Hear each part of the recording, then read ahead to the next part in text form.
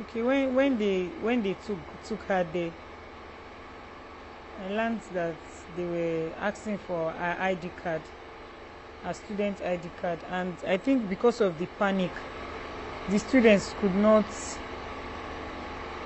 find time to look into her handbag to bring out her ID card, because that morning I was with her and I know the ID card is always inside her wallet and her wallet is inside her bag. There was no first aid given, because when I entered inside where her body was, that's where they said that was the emergency unit. When I entered there, I just saw them all seated. It's just one bed there and the doctors were on the bed and she was on the floor. So I asked the doctors and nurses there that I can't see any injection or any oxygen or any water or milk or any first aid that was given to this person here. All I was just saying was calm down, calm down, calm down, calm down. That was all I was just saying.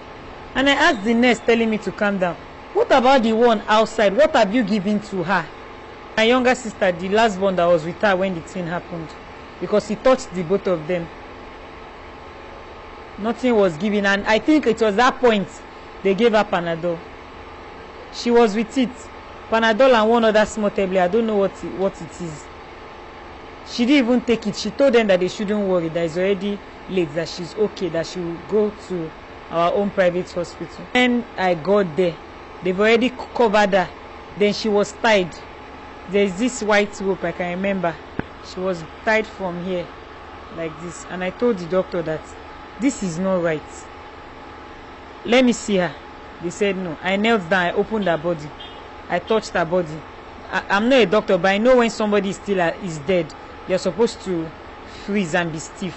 Her flesh was still normal, and I started telling the doctors that they can still do something. What the doctor, I remember very well, the doctor was telling me it has happened. I said it has not happened. Don't you have oxygen here?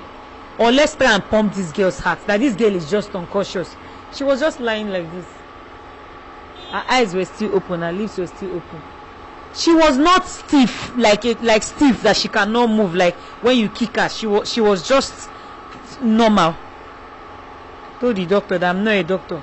Okay, I told them that before my siblings will come here, let's carry this girl to another hospital.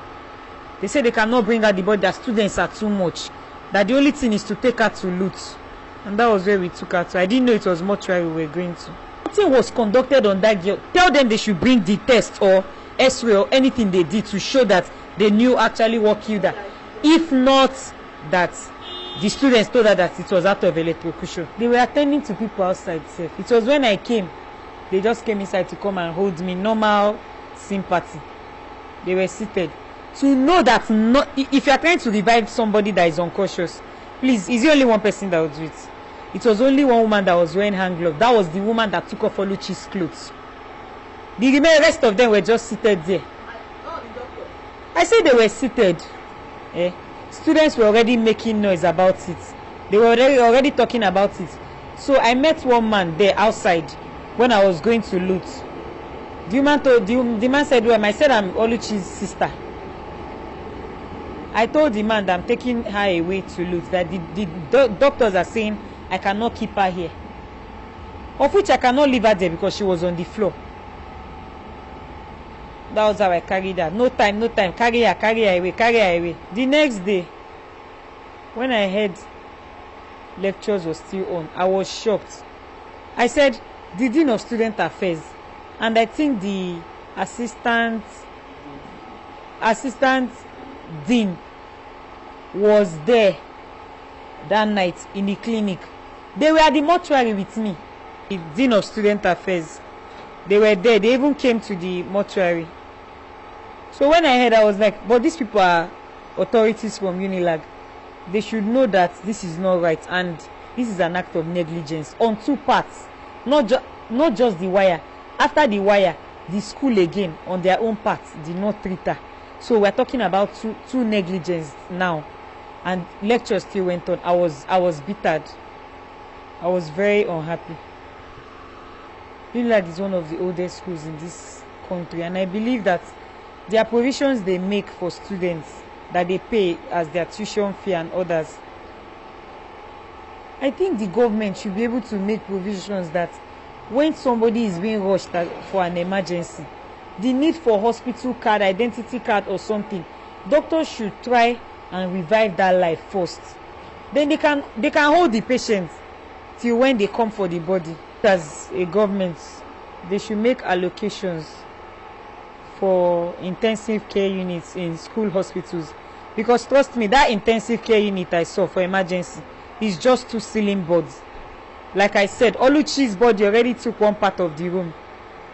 Then we were all standing by the corner. It was just one small bed that was there and one white plastic chair. I think they should make provisions if they are good facilities, because I think they don't have oxygen. If they have, they would have used it on Oluchi, and maybe there was no painkiller or no reasonable medications they could give to her at that point. Oluchi was about writing her ICANN exam for next week.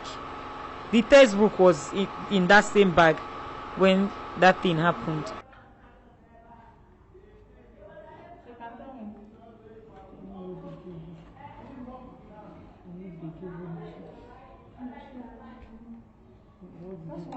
What happened when you go to the medical center? What happened? No, they took the real guy inside. The nurse came outside. The nurse and the doctor came outside asking me whether I was the sister. So I said yes. They are not like they want to talk to me. So I told him that I couldn't talk to them. I just told them that they should maybe meet. They should wait. Let my sister come, because I couldn't. I said I don't want to talk to them. I don't want to be the one to. That they should just. She was not like wait. I told her no, ma, I cannot bear it, that she should please. So they went inside. So one of our friends came. So before we now called, because Edith Young, she's my classmate since Breaker. So she was the one that was there with me before you came. So Lulu, she was still inside and everything.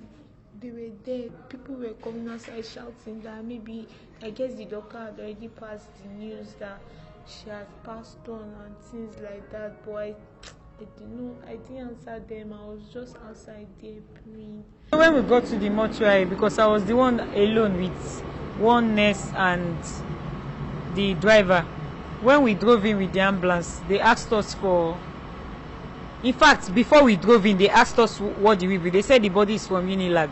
They said, okay, where is the report? The nurse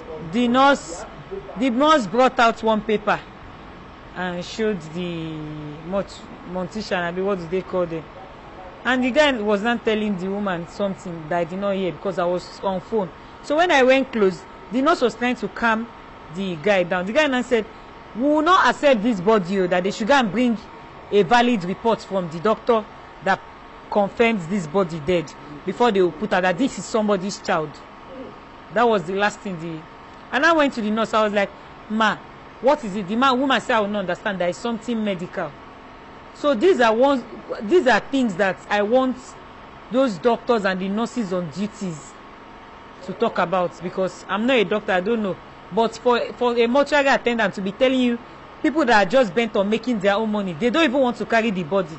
They are saying they should get a valid. They asked me in the mortuary that who took off her clothes. So I'm calling on the federal government and all the appropriate bodies and human rights activists. They should act fast, because I've learned that this thing has been happening in UNILAG for some time now. That wire has been sparking for some time, and nothing was done. I need to hear from UNILAG, because I was in the mortuary by 9.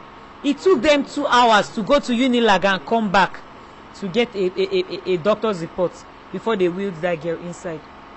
So what I just want is, till now we've not heard anything from the school. They only came here to tell us to look for a way to calm the students down, and that's not relevant for me. It's not relevant. They should be talking about how they look for a way to stop this ugly act, or look for a way to just wipe away this memory from the family. And they are here coming to tell us how to calm the student down, not to protest.